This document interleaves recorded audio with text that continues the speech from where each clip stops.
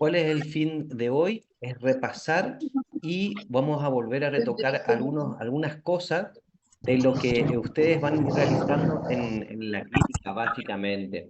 Eh, lo que mucho me consultaron hoy en la clínica, por ejemplo, es las funciones, qué función tiene, cómo se va aplicando cada uno de los instrumentos y para que vayan conociendo. Entonces, la idea es, ahora que ustedes ya tuvieron su primer contacto con sus pacientes, con su caja quirúrgica, con su instrumental, van a ir asociando las funciones de cada uno y vamos a ir viendo las acciones y las aplicaciones de cada uno y por qué están en las mesas quirúrgicas, ¿sí? Como así también vamos a repasar el armado de mesa, ¿sí? Y de vuelta, y vamos a hablar un poquito también de lo que es los forceps.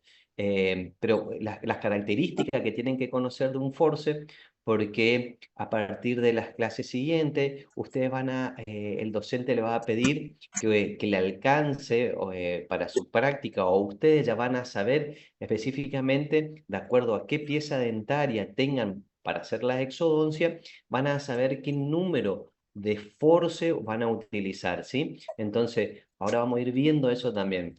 Eh, ya son las 5:35, así que vamos a empezar básicamente. Esperen que voy a acomodar esto acá un poquito, porque si no veo esta parte. Ahí.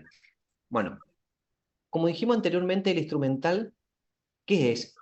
Un instrumento es cualquier objeto que se usa como medio para arribar a un fin. Es por lo tanto un medio o un recurso para arribar a lo que se desea conseguir.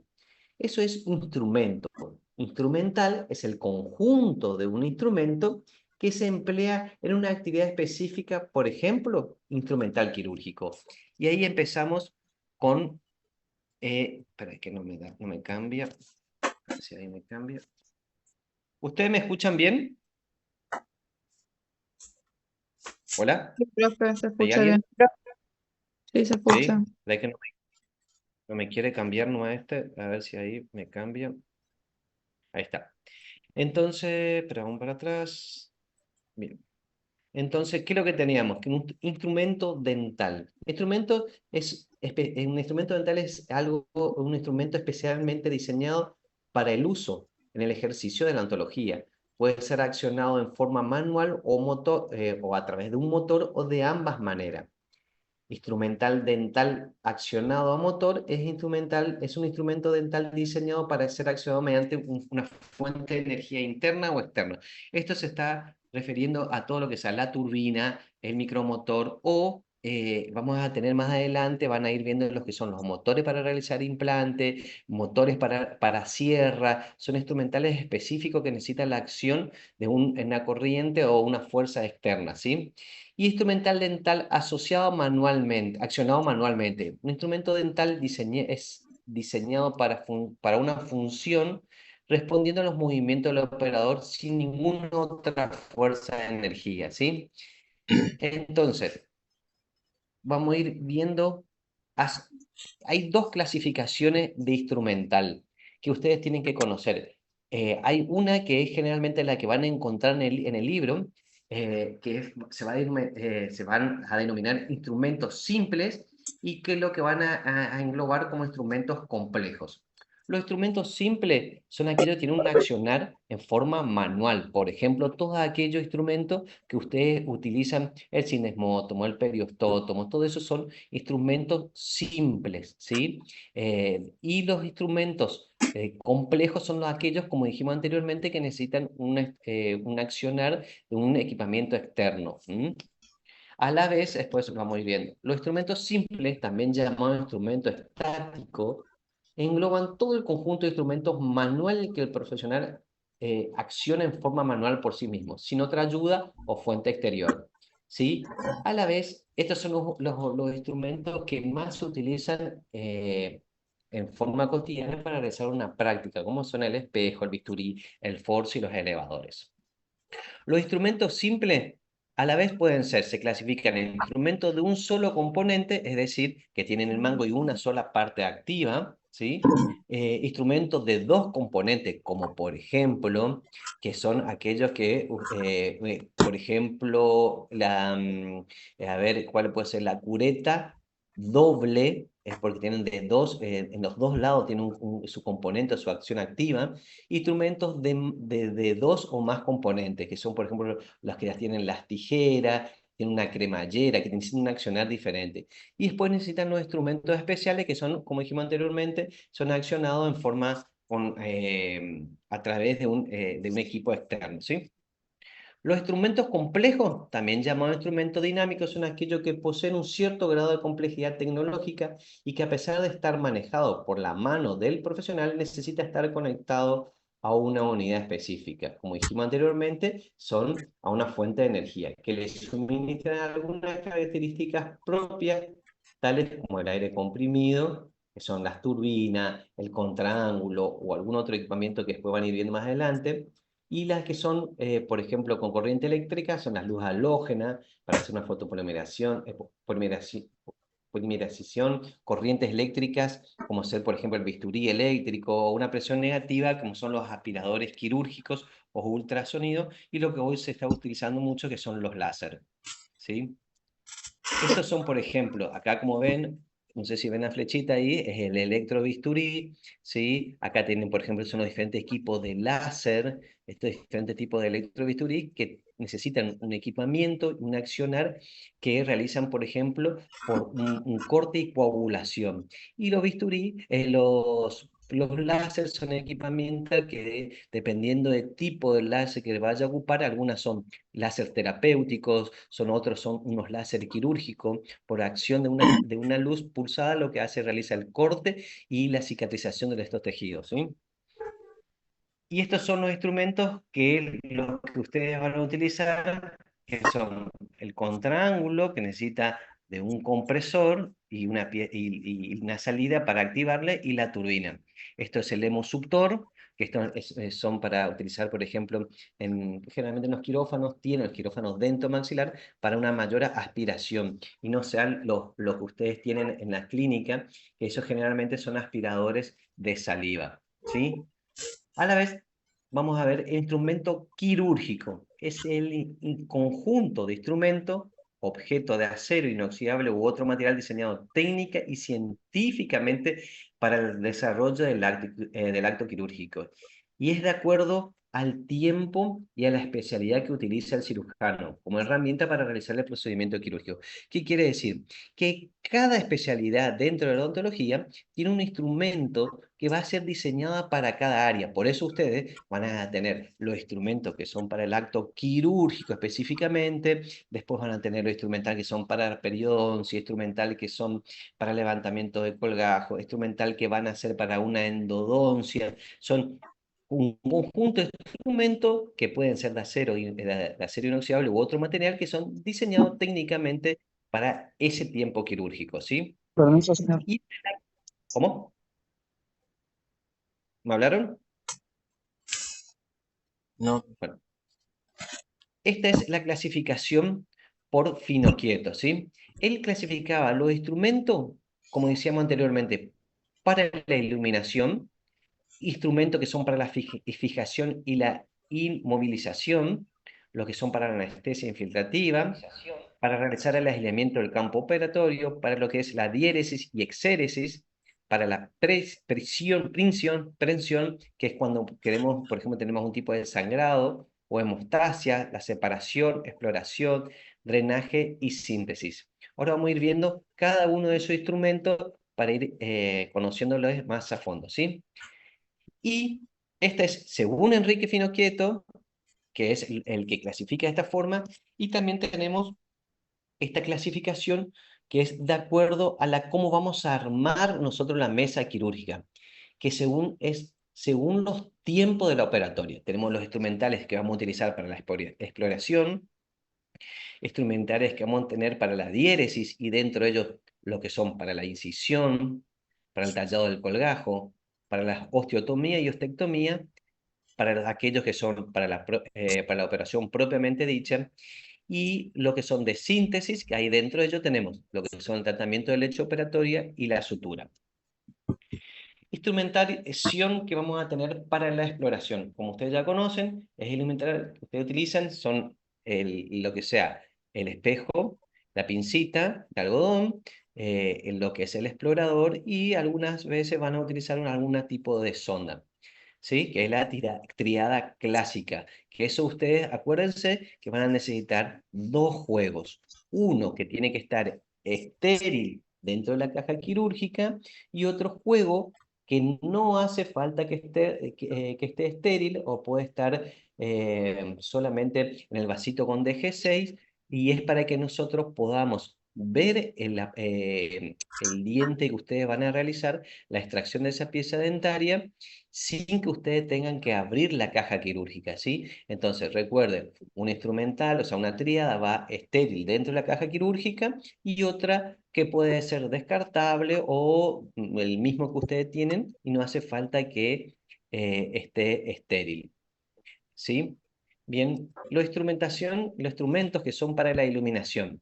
Dentro de eso tenemos muchas diferentes lámparas, por ejemplo, exteriores, lámparas cialíticas, frontoluz, de Enrique Finocchieto, y iluminadores propiamente dichos. Son instrumentales quirúrgicos que llevan una lamparita o una fuente de energía externa que lo que hace es va a dar una luz en forma localizada.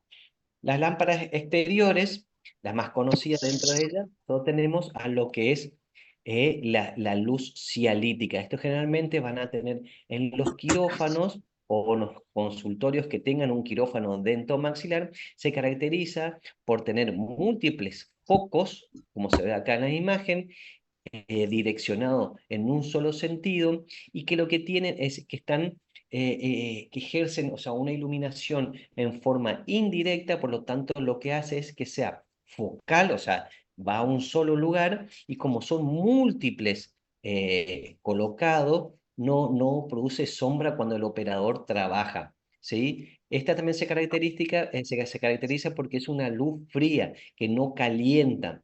¿Sí? Generalmente tienen unos foquitos que lo que hace es refleja sobre un espejo, ese espejo refleja en forma directa hacia la zona donde nosotros queremos. Dentro de esto tenemos las que son, por ejemplo, luces cialíticas que pueden ser de techo o hay otras que vienen con un soporte de pie y ese soporte de pie lo que hace es que ustedes pueden movilizar, pero es un poco más incómodo. Después tenemos los frontoluz, que estos son para, generalmente para cirugías maxilofaciales que se utilizan, como también para otro tipo de cirugía. Es como un casquito que hay diferentes tipos, donde tiene una luz fría LED localizada que generalmente va con una fuente de luz a batería. Esto es muy bueno y lo que hace es que no moleste y tenga una visión bien directa. Y después tienen luces, que son fuente de luz o fibras, que generalmente esto se utiliza como para realizar algún tipo de fibroscopía o algo de ese tipo, que ya son una fuente de luz más interna, ¿sí? Vamos a mirar acá. ¿Cuáles son los instrumentos para la fijación o inmovilización? Son aquellos instrumentos utilizados que lo que van a lograr es la inmovilización de una parte o de cabo de la fractura. Dentro de ellos, por ejemplo, acá pueden ser alambres, ¿sí? Que se utilizan. Esto no es tan necesario porque ustedes no lo van a ver ahora, sino lo van a ver después en cirugía de quinto, y es para realizar la fijación y movilización. Es cuando ustedes tienen, por ejemplo, un tipo de fractura, entonces pueden atar esos cabos de fractura, lo pueden atar con alambre. Eso en cirugía de quinto ya le van a enseñar cómo hacer la colocación de los arcos peine, el bloqueo intermaxilar, y para eso van a necesitar estos alambre y con estos arquitos que ya le van a mostrar, ¿sí?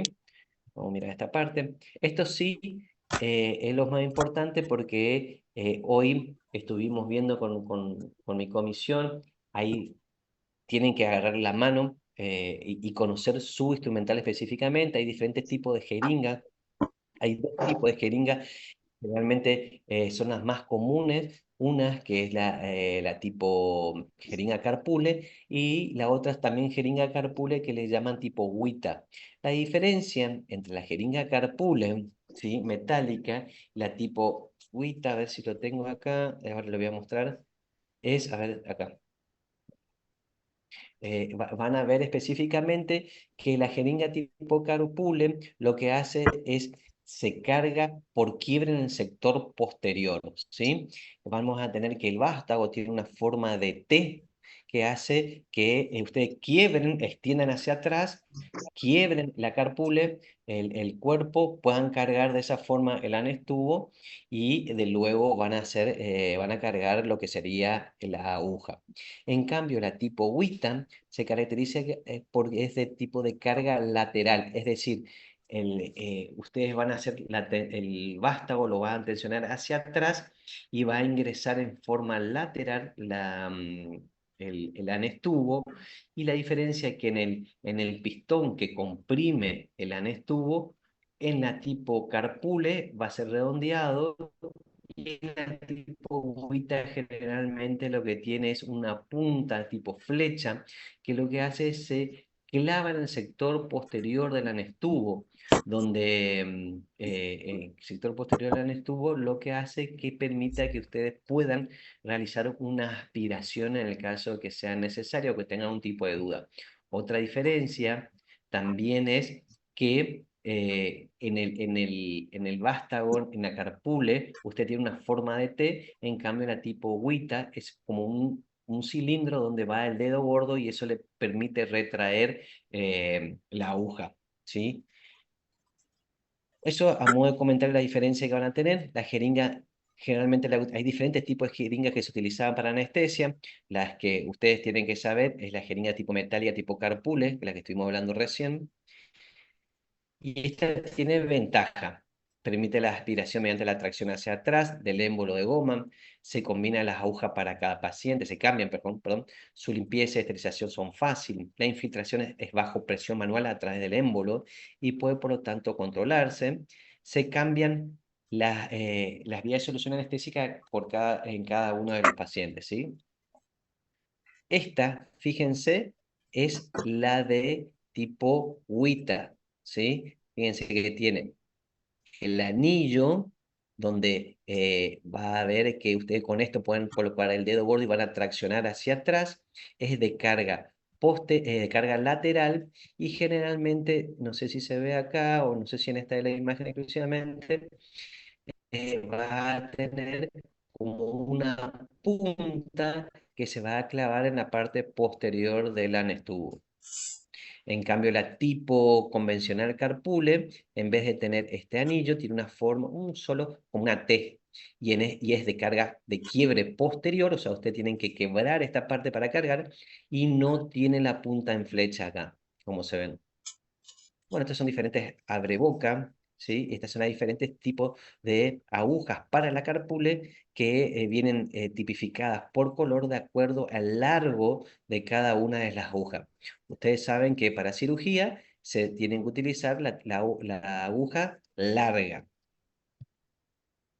¿Cuáles son las agujas y qué características tienen para la jeringa? Son obviamente las largas, y tienen una punción poco molesta por su fino calibre. Existen distintas longitudes, como dijimos anteriormente. La que ustedes utilizan es la de 38 milímetros, que es la larga. La punta de la aguja está biselada y es preferible que el bisel sea corto, en 45.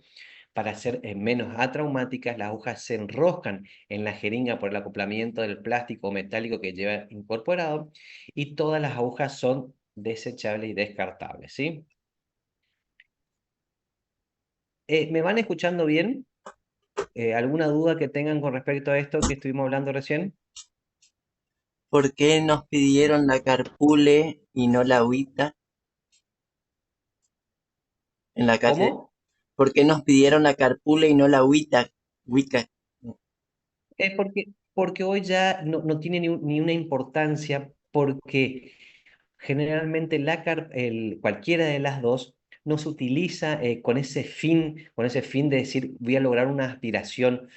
¿Por qué? Porque los anestubos ya que tienen de 1,8 mililitros, vienen con una burbuja de aire en el interior. Si después ustedes agarran un anestubo y miran, tienen como una pequeña burbuja ahí adentro. ¿Qué es lo que hacen? Cuando ustedes, por ejemplo, van a hacer la colocación de la anestesia y les llegan a colocar en un vaso, automáticamente ese anestubo, ustedes van a ver que se llena con un poquito de sangre. Quiere decir que ustedes le pegaron en un vaso.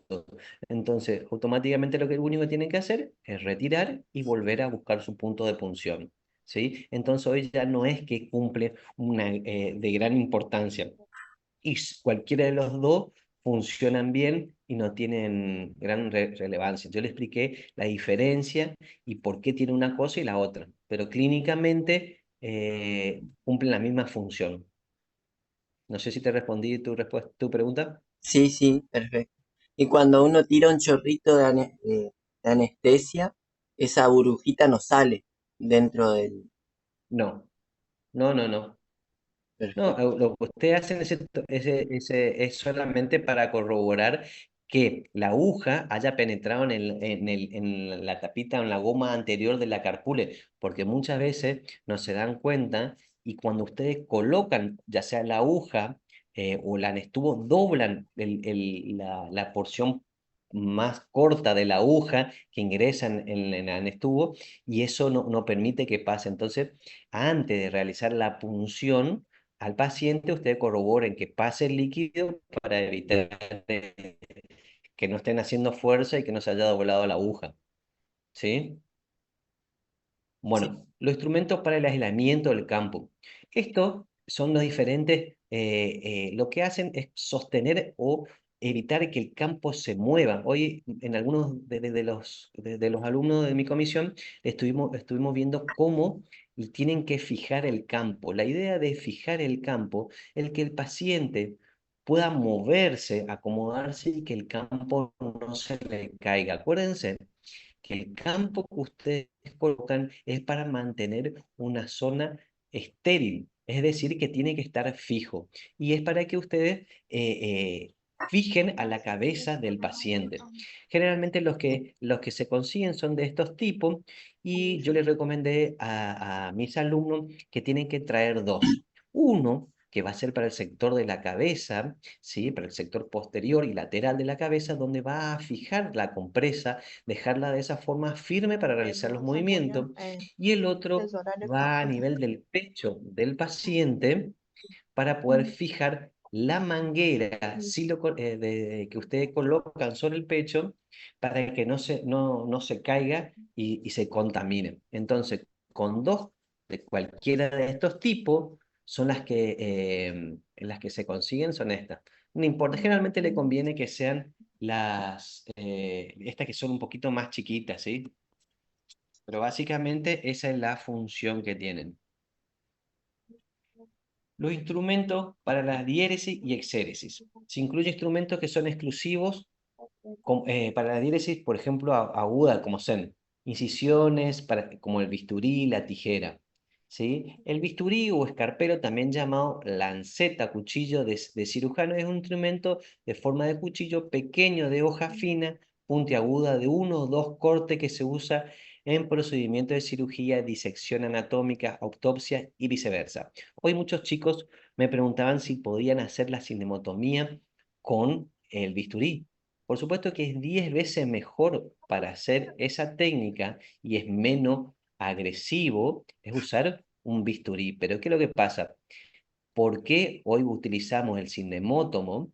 Que la idea es que ese cinemótomo esté afilado, es decir, para que ustedes realicen ese pequeño corte, pero de una forma controlada, porque ustedes están iniciando esta parte quirúrgica y pueden ir controlando la fuerza que vayan a ir realizando. En cambio, si ustedes con el bisturí corren el riesgo de producir mayor lesión siempre y cuando no tengan una buena precisión, ¿sí? Por eso esa es la diferencia. Obviamente, la idea es que usted empiece con lo que sea el cinesmótomo, vayan agarrando la mano a los movimientos y a la precisión y al punto de apoyo para ir luego a un bisturí, ¿no es cierto?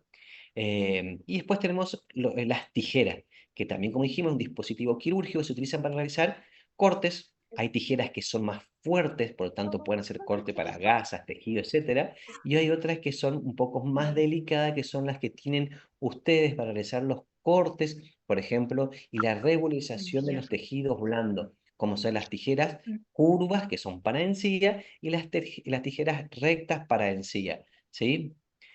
Como dijimos anteriormente, estas tijeras pueden ser de punta roma. Si es de punta roma, es por ejemplo para hacer algunas divulsiones, para ir separando unos tejidos, es decir, para ir despegando los pliegues musculares e ir en profundidad.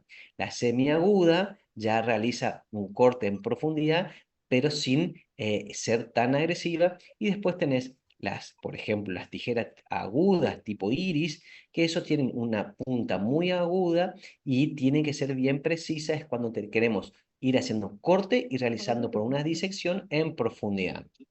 A su vez, como dijimos anteriormente, estas tijeras pueden ser, la parte activa puede ser recta, curva o acodada, de acuerdo a la función de cada uno como dijimos anteriormente en la clasificación, son específicamente diseñados para el acto quirúrgico que uno quiera hacer. ¿Qué quiere decir? Para todos los actos quirúrgicos vamos a utilizar por ejemplo, una tijera recta. No, para eso estamos para el sector posterior. Hay tijeras que son curvas, para el sector anterior hay tijeras que son rectas, hay diferentes formas de punta. Entonces, por eso es importante cada uno conocer para qué fue diseñado para cada acto quirúrgico. Aparte, otra cosa, por ejemplo, una tijera que es delicada, que tiene una punta aguda, que está bien filosa. Si ustedes realizan, por ejemplo, un corte, no sé, de un alambre, se contacta algo más duro, se va perdiendo el filo y después esa tijera no sirve. Por lo tanto, hay tijeras que son para hacer más fuerzas, hay tijeras que son para cortar la gasa, hay tijeras que son para cortar el hilo y hay tijeras que son para hacer la disección y corte, por ejemplo, de tejidos blandos, ¿sí? Hay tres tipos de tijera, como dijimos anteriormente, para disección general, tijeras fuertes y las tijeras especiales. Eso es lo que estábamos diciendo, disección general es general y las tijeras fuertes son para corte de tela, corte de gasa, corte de sutura, ¿sí? Y las especiales son, por ejemplo, las que tienen algún tipo de forma acodada o algo que son exclusivamente para ese acto quirúrgico, ¿sí? Por ejemplo, acá tienen tijeras que son con la punta más aguda, más larga. Fíjense, esta es una más fuerte, que es para hacer algún tipo de disección, pero una punta roma, esta una punta más aguda. Estas, por ejemplo, son para corte, que son más gruesas, pueden ser para realizar gasas, tela, incluso alambre, y lo mismo estas son de tipo especial, porque tienen una angulación para llegar a un tipo de actividad que uno quiere durante la actividad quirúrgica, ¿sí? Muy bien. El instrumental, lo que son para la incisión, tenemos el bisturí médico clásico, la forma, tamaño de los bisturí quirúrgicos tradicionales dependen del uso y del lugar anatómico. Pueden tener una hoja fija o desechable y generalmente son planas, rectas, permitiendo realizar fácilmente los cortes rectos o en línea. Por ejemplo, un sindesmótomo es un tipo de bisturí de hoja fija, eh, que es la idea es que ustedes se vayan acostumbrando para, como dijimos anteriormente, ir luego a un bisturí de forma clásico, ¿sí? Las hojas o cuchillas intercambiables tienen una ranura en la parte central para encajar en el mango y que se distinguen porque hay diferentes tipos de números. Ustedes en cirugía bucal van a utilizar los más frecuentes son los 15, número 15. Para un mango, que generalmente son recto, número 3, tipo Bart Parker. Esos son los mangos que van a utilizar. Después tienen mangos, por ejemplo, diferentes tipos de hoja para periodoncia puede utilizar el número 11, la 15C, la 12. Hay diferentes tipos de formas de hoja que son más agudas, diferente parte activa, algunas tienen de los dos lados, que es para cada una de las cirugías o tratamiento quirúrgico que ustedes van a ir realizando. Y los mangos, como dijimos, generalmente es el que ustedes van a utilizar es este, que es el tipo Bart Parker, que ahí tienen esta parte, tiene una zona como una parte sobresalida que se encaja en el sector de la ranura de la hoja número 15, que es la que ustedes van a utilizar, ¿sí? Estos son diferentes tipos de mango. Fíjense, lo único que cambia es que la parte activa es más redondeado, es para que el operador es más cómodo, ¿sí? Y en zonas más delicadas. Y acá hablábamos de bisturís, por ejemplo, de hoja fija, que está el cinesmótomo recto, que es el que ustedes tienen, y el cinesmótomo curvo. Esta parte activa, ¿sí? La parte activa, esta es la parte activa tiene que tener suficiente filo para que puedan realizar el corte preciso. Si no, lo que van a ustedes hacer es desgarrar y lesionar. Y ustedes van a ver de que cuando ustedes realizan la cinemotomía y luego hacen la periostotomía y lo que hacen es poner ese brocal óseo, si ustedes no realizan una buena cinemotomía, el paciente va a tener un sangrado molesto, constante. Entonces, en vez de hacer un corte, lo que hicieron es desgarrar y lesionar los tejidos blandos. Eso hace que les sea más incómodo luego para ustedes realizar una exodoncia, porque van a tener que estar secando constantemente por el sangrado que genera. ¿Sí? La toma de bisturí siempre es de forma de lapicera modificada y después ya van a ver cuando tengamos los teóricos de cómo usted utilizar, siempre ingresa en 90 y luego se realiza el corte y se retira en 90, ¿sí? Grados. Instrumento que utilizamos para el tallado del colgajo, ¿sí? Una vez que nosotros realizamos las incisiones, es decir, realizamos los cortes, necesitamos hacer el levantamiento del colgajo, que el colgajo es el tejido mucogingival o gingival, dependiendo del espesor que nosotros queramos levantar, ¿sí?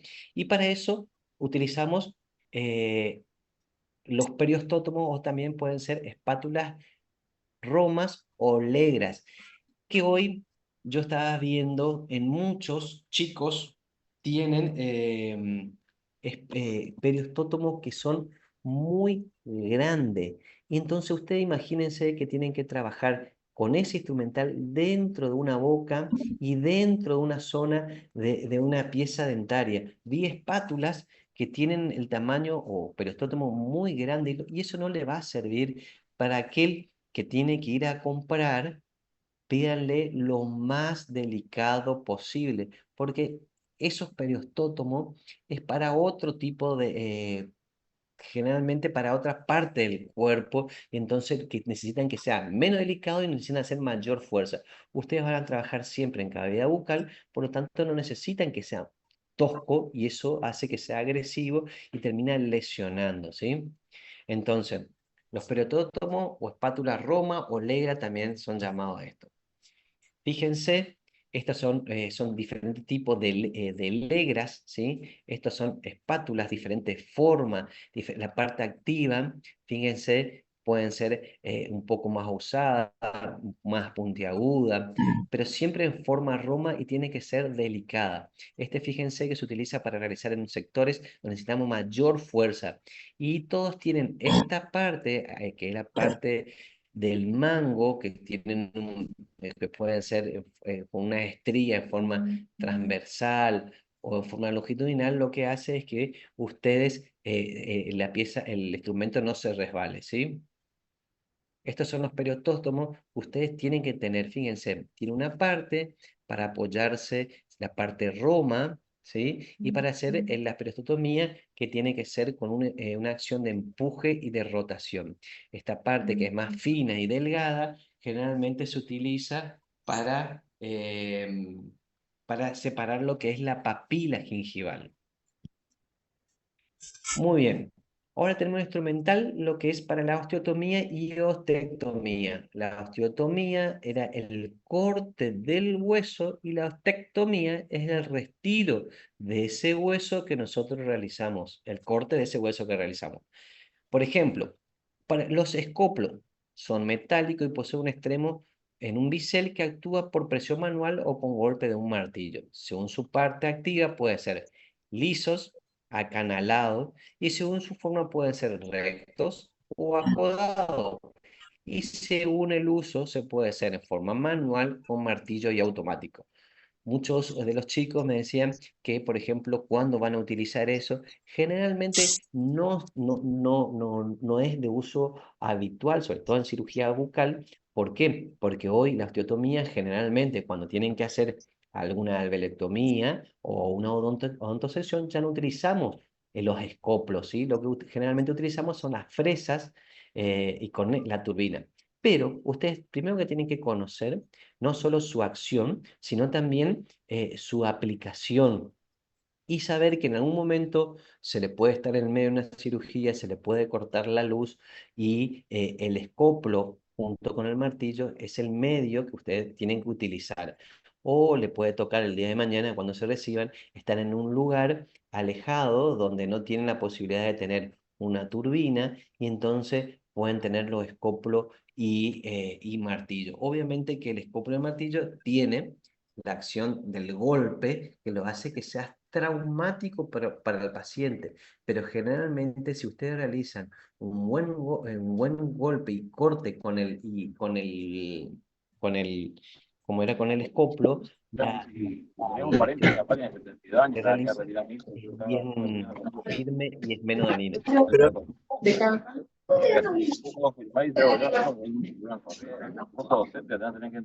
Bien. ¿Me van siguiendo hasta acá? espere, profe, se acopló un micrófono. ¿Cómo? Casi uno de los Que se padres estos que escucha un firma como micrófono, no se le segundo, escucha a usted. que ellos lo firman, no van a tomar recién y ya está. Ahí Milagro me parece que está activado su micrófono. Claro que lo puede retirar. Aldades, Milagro. Doctor, usted puede silenciarlos a todos. No sé dónde está eso. Esperen por qué. Puedo silenciar acá.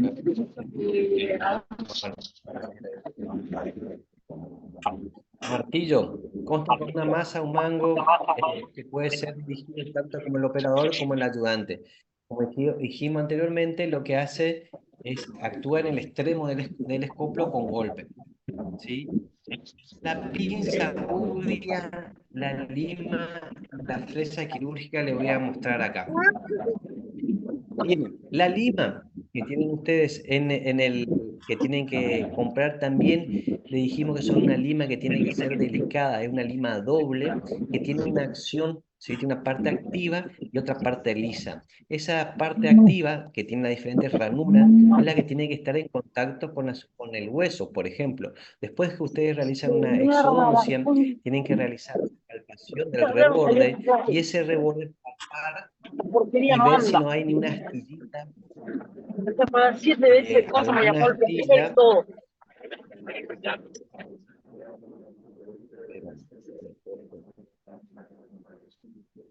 O sea, bien, estamos. Perdón, en la anterior vamos a tener, estos son los diferentes tipos de coplos. Fíjense que son escoplos que son más finos y hay escoplos que son más delgados.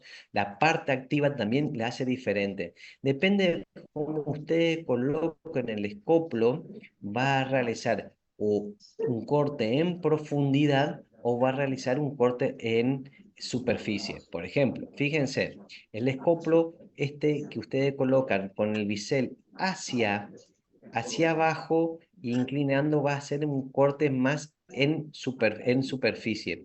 Y el bisel mirando hacia arriba va a ser el corte más en profundidad. Entonces es importante conocer y ver cómo está el bisel para realizar esa osteotomía, ¿sí? Y siempre va a ser accionado con un martillo. La pinza gubia, también otro instrumental que es muy bueno para realizar la osteotomía, o sea, y la ostectomía, que es la regularización de los tejidos duros, luego de una extracción. Deben siempre, ustedes después que realizan la extracción de esa pieza dentaria, palpar si no hay algunas astillitas óseas. En el caso que hay, se utiliza la gubia, que tiene que ser una gubia delicada, y que la gubia tiene una parte activa, que es el lomo y la punta de la gubia. El lomo lo que va a hacer es que cuando esté en contacto con el hueso, a usted presiona la misma, hace un corte, una sección del mismo. Y la punta se utiliza generalmente como para utilizar, fíjense, como acá, cuando quedan los tabiques interradiculares. Entonces colocan dentro del tabique y realizan ese corte. Siempre que utilicen la gubia, tienen que volver a pasar con el dedo índice y ver si no hay alguna astilla y pasar, y si en caso de haber, necesitan realizar con la lima de vuelta en esa zona para que no quede esa punta activa, ¿sí? Muy bien. Después tenemos instrumental para la síntesis, es decir, todo aquello que necesitamos luego de haber hecho la extracción propiamente dicha, ¿sí? Hay diferentes tipos de curetas, las que ustedes tienen una cureta, que es una cureta doble recta, que quiere decir que su parte activa es en forma, es recta. Generalmente este tipo de cureta se utiliza para el sector anterior, y la que es de tipo acodada y doble se utiliza para el sector posterior, ya que esta angulación lo que hace es permite que ustedes lleguen mayor en profundidad. Generalmente, ¿cómo se utiliza? Tienen que hacer, una vez que está el alveolo vacío, van por todas las paredes laterales del alveolo con una cucharilla y llevando todo el contenido hacia la parte del centro. Una vez que ustedes desprenden todo eso, vuelven a sacar todo de adentro hacia afuera. Entonces, primero van todas las paredes hacia la parte de adentro y luego sacan todo completo. Estos son los diferentes tipos de cureta, diferentes mangos cuando necesitan hacer más grandes, diferentes longitudes y también diferentes partes activas. Hay algunas que son más grandes, hay otras que son más chicas, ¿sí? Y dependiendo también, como dijimos, diseñada específicamente para cada uno de los actos quirúrgicos o de la zona donde quisiéramos estar trabajando, ¿sí?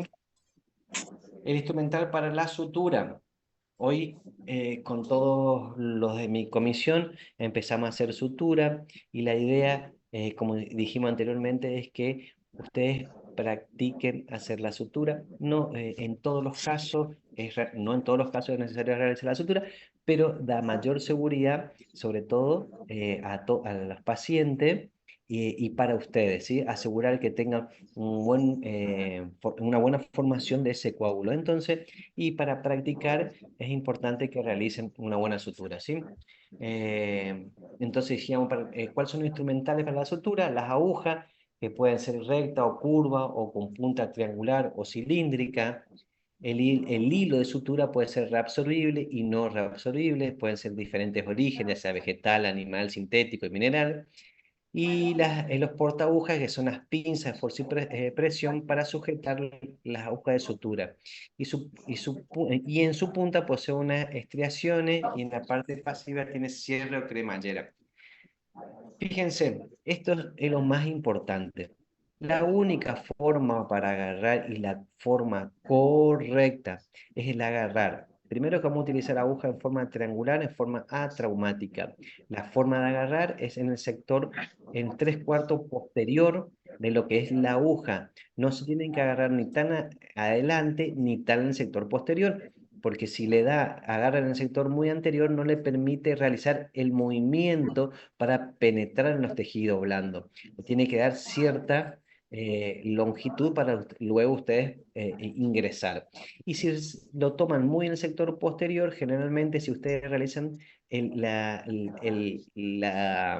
el ingreso del tejido y contactan con el hueso y están muy en la punta, van a terminar rompiendo el sector posterior y se quedan sin la aguja. La forma correcta de tomar es con el dedo anular y con el dedo pulgar. El dedo índice hace que dirija y con la mano izquierda va a tomar el tejido o colgajo que ustedes van a realizar. Esta es la forma correcta y es la única forma que ustedes tienen que aprender en esta primera etapa a cómo realizar la sutura, ¿sí? Vamos a ir viendo los diferentes tipos de portaaguja. Generalmente también los portaagujas tienen que ser en forma delicada. Y el largo, generalmente cuando le vendan, tiene que ser el largo de la palma de la mano. Entonces, eso le va a permitir tener una longitud adecuada de ese portaaguja, ¿sí? Suturas, como dijimos, hay de diferentes materiales. Pueden ser las no reabsorbibles, que pueden ser de nylon, de seda, y a la vez tienen diferente grosor de ese nylon o de esa seda. Las que ustedes utilizan están entre el número 4 y el número 5, que pueden ser de seda y de nylon. A la vez, la seda tiene cierta ventaja, lo que hace es que sea mejor o más fácil hacer la penetración en los tejidos, es más limpio para el paciente, pero tiene la desventaja que si le dejan los cabos largos, es como que le pincha al paciente y le molesta eso. Y en cambio, la seda es más blanda en ese sentido, pero al pasar por los tejidos blandos y humedecerse, ya sea con la sangre, se va haciendo un poco más frágil y dura, y cuando ustedes realizan la presión de las mismas se tiende a cortar. En cualquiera de las dos la pueden utilizar. Instrumento para la prensión. Son los referidos instrumentos para manipulación de tejidos blandos, para tomar, por ejemplo, como dijimos, los tejidos blandos. Entre eso, bueno, en lo de esfuerzo y prensión dijimos las pinzas de campo, y ustedes van a tener pinzas de disección que pueden ser con diente y sin diente. Eso es dependiendo en los tejidos que ustedes quieren agarrar. Tienen que ser instrumental, que sean blandos, y ustedes tienen que, para ver si tienen buen agarre, aquellos que no tienen diente, y si tienen que comprar, prueben y agárrense un vellito de la mano, del brazo, y si agarra con ese instrumental y tira y no zafa, una buena pinza de disección, porque eso, imagínense que ustedes tienen que agarrar el tejido blando y llevarlo y acomodar, ya sea para hacer una sutura o para hacer algún tipo de colgajo, ¿sí? Estas son las pinzas Epson, generalmente hay de diferentes tamaños. Hay algunas que son más cortas, que es para agarrar el tejido blando en el sector anterior, y hay unas que son más largas, que es para el sector posterior. Estas son tipo bayoneta, y generalmente se utiliza para llevar gasa o tejido hacia el interior de la boca para cirugía, ya sea maxilofaciales, ¿sí? Estos son instrumentos de hemostasia, que también le llaman tipo mosquito, ¿sí? Lo que hace es para ocluir vasos, por ejemplo, en el caso que ustedes realizan un corte o sangrado, ustedes tejido y comprimen esa arteria. A la vez vienen en forma recta o en forma curva. También se denominan, son tipo halter, ¿sí? Esto es son pinzas de esfuerzo y presión, son una característica que es para tomar un tejido o un pedazo de hueso, como dijimos anteriormente, bayoneta para llevar hacia adentro, este tipo de cosas. Y los separadores, hay diferentes tipos de separadores. Tenemos separadores de comisura, separadores tipo Faradeo, separadores tipo Langermann y los separadores de Michelin. Estos son separadores de boca convencionales que tienen una cremallera, entonces lo que hace en esta parte, colocan contra las paredes dentarias, presionar acá, abre y mantiene la boca abierta al paciente para que no le canse, o en el caso de alguna cirugía mayor donde el paciente está dormido y no puede tener la boca por sí solo, nos permite mantener la boca abierta. Los separadores Faradeo, que hay de diferentes formas y tamaños, de grosores también. Acuérdense que ustedes trabajan en boca, tienen que ser delicados. Estos son separadores separadores de la mucosa yugal para llegar en profundidad. Son estos individuales y algunos que vienen doble, entonces permite retraer la mucosa de forma bilateral. Y estos son los separadores tipo Langermann, que esto es lo que nos permite es, con esta parte activa, separar el tejido blando y mantener bien separado a una distancia acorde de no molestar en los campos quirúrgicos. Estos son los separadores Minnesota. En el caso de que aquellos puedan comprar y tener en su mesa, esto es un separador buenísimo, le va a servir siempre. Fue ideado principalmente para utilizar para el sector posterior, tiene una forma de S istálica, donde actúa apoyando sobre el tejido duro y realiza en forma de palanca para producir la separación. Pero para trabajar en las zonas de tercero molares o tejido en el sector posterior son muy buenos. Estos también son los minisot, perdón, los farabeu, que tienen diferentes angulaciones, y estos son unos separadores que son más delicados, que en esta parte tiene forma de, sería de gancho, y en esta, en el sector, está el tejido, ese tejido blando que no lastime tanto. Bueno, como dijimos anteriormente y repasando, acuérdense qué son las cosas que tienen que estar armados. Ustedes van a ingresar a la clínica a partir del próximo módulo, a partir de las 7 de la mañana. Van a tener con su compañero que armar la platina, donde va a tener que tener todo esto dentro de su platina, ¿sí? ¿Qué es lo que tienen que tener? La triada, el metiolate, el antiséptico, el DGC, alcohol, la jeringa descartable tipo LUDE, los guantes, el hilo de sutura, la hoja de bisturí, el vaso descartable que posee el antiséptico, el tacho de residuo, la anestesia tópica, las compresas con una compresa descartable, el vaso DAPE, las películas radiográficas y la solución fisiológica. Todo eso tiene que estar puesto antes que ingrese el paciente. A partir de ahí va a ingresar el paciente, no le van a claro, le vamos a hacer la radiografía en caso de que no tenga la radiografía. Si no, ya viene con la radiografía hecha, nos van a llamar a su docente. Nosotros vamos a ir y vamos a utilizar esta triada que está descartada en el vaso de desinfección, y vamos a evaluar esa pieza dentaria. Una vez que vemos radiográficamente, vemos clínicamente, se firma la historia clínica y están en condiciones de empezar el acto quirúrgico. A partir de ahí van a realizar, ¿qué cosa? La mesa auxiliar o la mesa quirúrgica, que es la que estuvimos haciendo todos estos días. ¿Sí? Esto vamos a repasar, son las que ustedes tienen en la clínica, ¿sí? Se divide en 4 cuadrantes y va a estar clasificada de acuerdo a la exploración y diéresis, de acuerdo a los actos quirúrgicos que ustedes van haciendo.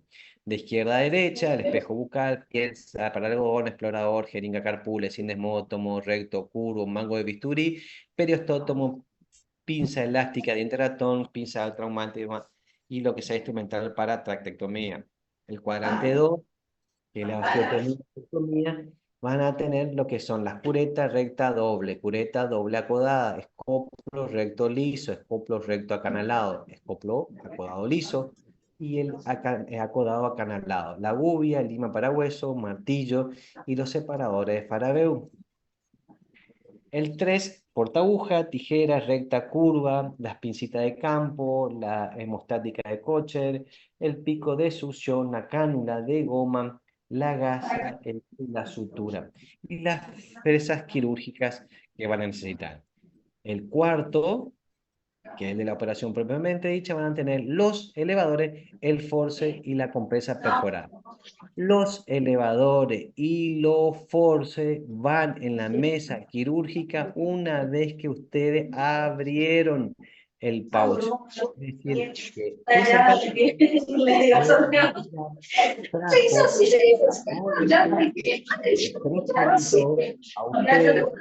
que están estériles, agarraron el force, el elevador, y colocaron dentro de la Doctor, no mesa se le quirúrgica. entiende nada, disculpe, pero no se le entiende nada. ¿Cómo? No se escucha, profe, porque hay el No se micrófono escucha. abierto. Didi, son los que están Fíjate abiertos. si podés silenciar los micrófonos, no sé, yo les puse hoy temprano que silencien, pero se escucha todavía algo de fondo. Se Sí. escuchaba súper bien y ahora se te interrumpió bastante en ese cuadrante. Bueno, que lo que decíamos, que en este cuadrante van a ir los elevadores y los force una vez que ustedes abrieron el pouch, ¿sí? No va a venir desde que ustedes retiran hasta que lleguen con su compañero, no van a poner directamente en la mesa estéril, ¿sí? Porque ahí contaminaron toda la mesa. Entonces lo que van a hacer es van a abrir, su compañero le va a abrir en la parte del lomo, ya sea del force o elevador, ustedes van a agarrar y van a colocar en la mesa. De esta forma, sin el pouch. ¿Sí? ¿Se entendió eso?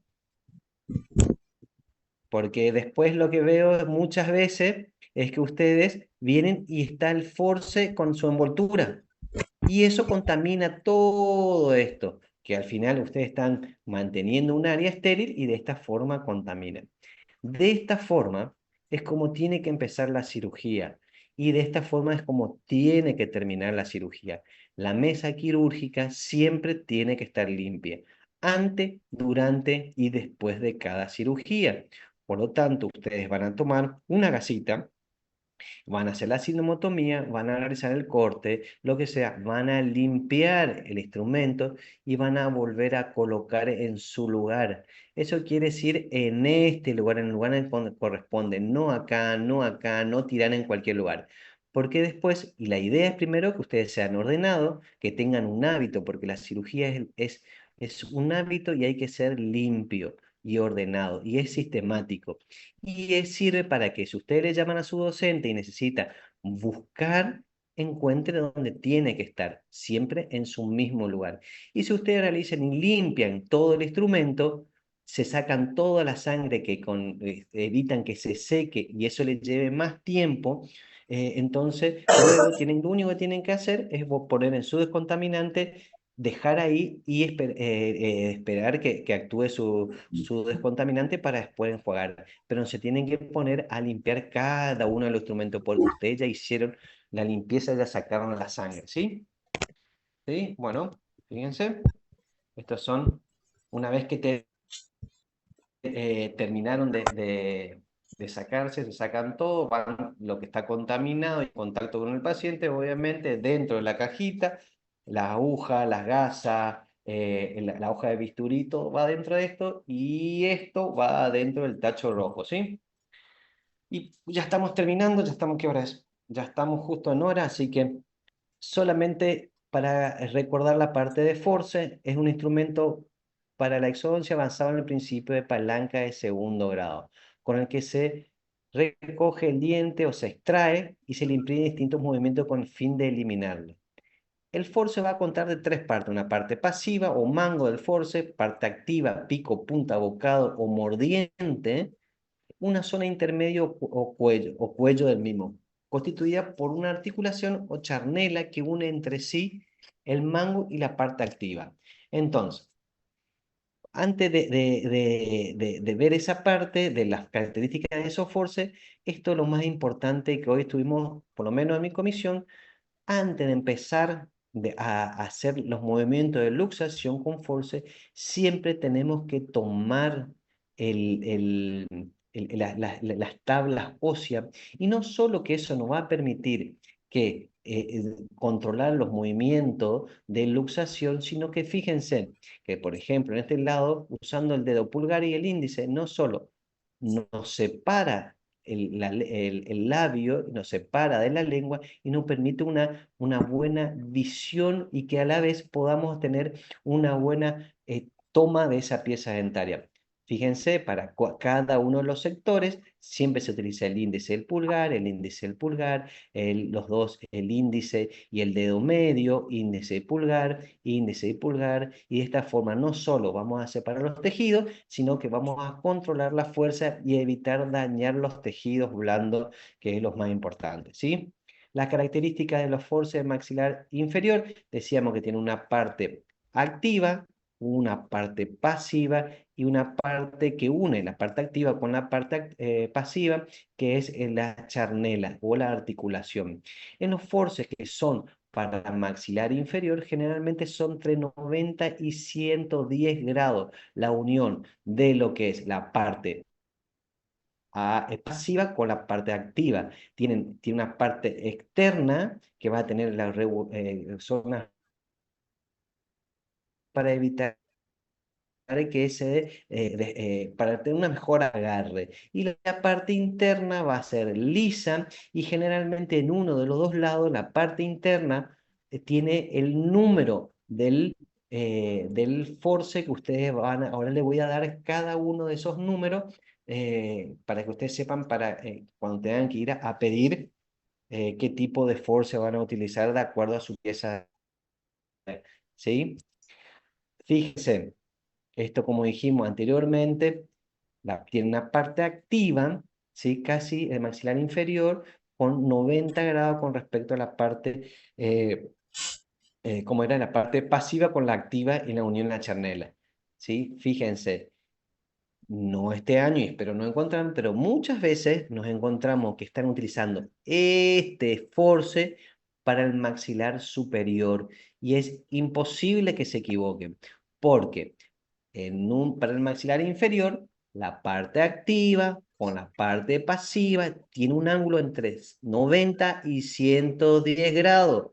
Y en los forces superiores, generalmente son rectos, tienen su parte pasiva con su parte activa, van desde forma recta hasta 45 grados como máximo. O sea, imposible que equivoquen si es un force para maxilar superior o force para maxilar inferior. ¿Por qué va a ir variando la angulación que va a tener, ya sea en los forces, como dijimos anteriormente, que puede ser un poquito más angulado o un poquito más recto, o como en este caso, también pueden ser recto o un poco más angulado, para salvar la comisura de la cavidad bucal y poder llegar mayor en profundidad? ¿Estamos? Fíjense, la forma de tomar es la forma palmar, ¿sí? Que van a tener y tienen que tomar en forma firme. Una característica importante que tienen que conocer para los forces de maxilar superior, van a tener uno que son para molares derechos y otro para molares izquierdos. El número va a ser, por ejemplo, para allá vamos a repasar el número 17 para molares del sector derecho de la cavidad bucal, es decir, para 16 y 17, y incluso si están 18 en boca también se puede utilizar. ¿Y cuál va a ser la diferencia o cómo ustedes van a identificar la diferencia si es para el lado derecho o el lado izquierdo? En su parte activa, fíjense, van a tener este punta en techo de rancho o como una punta que va a estar hacia vestibular, es decir, esta parte activa nos va a estar mostrando el vestíbulo de la pieza dentaria donde va a agarrar. ¿Por qué? Porque las piezas dentarias superiores, los molares, tienen sus dos raíces vestibulares y esta puntita tiene que ir entre esas dos. En cambio, la parte palatina va a tener una sola forma redonda redondeada que va a ir en la parte, la porción palatina de esa pieza dentaria. Entonces, cuando nosotros vemos que esta punta se encuentra hacia la derecha, va a ser el número 17, y si esta puntita cambia y está en la otra parte, va a ser el número 18, que va a ser para los molares del sector izquierdo del paciente. Entonces, a la vez, todos estos forces se van a clasificar y van a tener una numeración. Y ustedes, de acuerdo a la pieza dentaria que van a realizar, puede ir su compañero a retirar con su bandeja y su documento, a retirar en esterilización y le dice, ¿me puede dar un force número 2? Y ustedes no pierden tiempo y el asistente ya viene con su force, ¿sí? Y entonces, vamos a tener la clasificación y para qué piezas dentarias vamos a utilizar. Por ejemplo, el número 2 va a ser para piezas dentarias, incisivos y caninos de maxilar superior. El número 7, con una pequeña angulación, fíjense, no es tan recto, va a ser para premolares del sector, ya sea superior, derecho, izquierdo. El número 17 va a ser para molares primero y segundo molares del sector derecho del paciente, y el 18, como ven acá, para molares primero y segundo del lado izquierdo del paciente, ¿sí? Ahora, el 51, que tiene una forma de bayoneta, es para restos radiculares del maxilar superior. Entonces, forces para el maxilar superior. Tenemos número 2, número 7, 17, 18, 51, y tenemos el que es para terceros molares superiores 67. Esto es, fíjense, como tiene una mayor angulación y es como una zona redondeada que tiene su parte activa para ir al sector posterior y agarrar a la pieza dentaria más posterior, que son los terceros molares. ¿Estamos? Esto es para piezas dentarias superiores. Para piezas dentarias inferiores tenemos 74 para piezas dentarias anteroinferiores, central, lateral y canino. 70, me falta el 13 para premolares inferiores. 73 para molares inferiores, ya sea derecho o izquierdo. Todo esto no tienen derecho o izquierdo, ¿sí? Son iguales para cualquiera de los dos sectores. Y el 79 es para molares, terceros molares inferiores. ¿Entendieron esta parte? Hola, hola. Sí, Sí, doctor, se profe. ¿Fueron entendió todos? muy bien. Sí, profe, se Bueno, entiende. Sí, doctor, se entendió bien. bueno. Listo, perfecto. Entonces, este cuadrito, saquen una foto, fíjense, igual estar en todos lados, es lo que ustedes van a memorizar y van a tener que tener en cuenta para ir a retirar su instrumental. De esta manera, y con 5 minutos de más, damos por terminado el teórico de hoy, pero dejo de compartir esto y me cuentan si quieren alguna duda o pregunta que tengan con respecto a esto.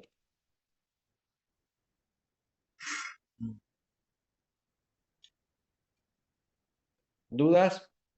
Cuando curetea, profe, ¿qué es lo que extrae, digamos, fibra, resto? Cuando curetea, cuando saca una, Sí. ¿qué, para qué, digamos, paralizar algún resto? No, ustedes lo que van a hacer es curetear, van a ver dos cosas. Clínicamente o radiográficamente, ustedes van a ver una pieza dentaria que tiene una lesión radiolúcida, por ejemplo, en el ápice de la pieza dentaria. Ustedes entonces van a ver que puede estar relacionado a un tejido de granulación, a un quiste. Entonces, ¿qué es lo que van a hacer? Van a hacer la extracción de esa pieza dentaria y van a evaluar en la punta de esa pieza dentaria, cuando ustedes realizan, si sale ese contenido, que generalmente cuando son quistes sale con una bolsita en la punta. Si no sale eso, para evitar que no quede ese tejido de granulación en el interior del alveolo y produzca después una infección postoperatoria, lo que se hace es con esas curetas, ya sea recta o curva, ustedes van a realizar la remoción de ese tejido de granulación y van a sacar constantemente, empiezan de las paredes hacia el centro, por todos lados, de vestibular, lingual, mesial, distal y mesial también, y lo que sea vestibular, retiran todo eso, van de las periferias hacia el centro y después de abajo hacia arriba y retiran completamente ese tejido, ¿sí?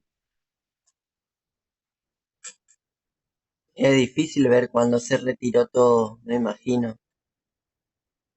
¿Cómo? Cuan- Que debe ser difícil ver cuando retiraste bien todo el tejido No, que... no, no, no es difícil, no, no, al contrario, porque ustedes, una vez que limpian todo, tienen que ver el hueso sano. Bien, ustedes lavan y van a ver, si ustedes ven que tiene, que no se ve ese hueso, ven tejidos, tienen que curetear, limpiar bien esa zona.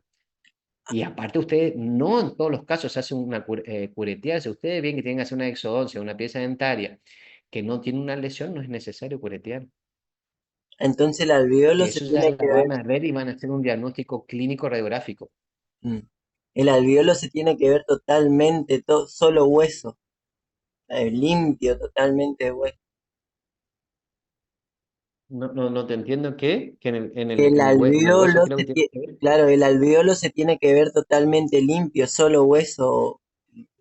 Y sí, Mm, se tiene que ver solo hueso. perfecto. Bueno, eso. Gracias, profe.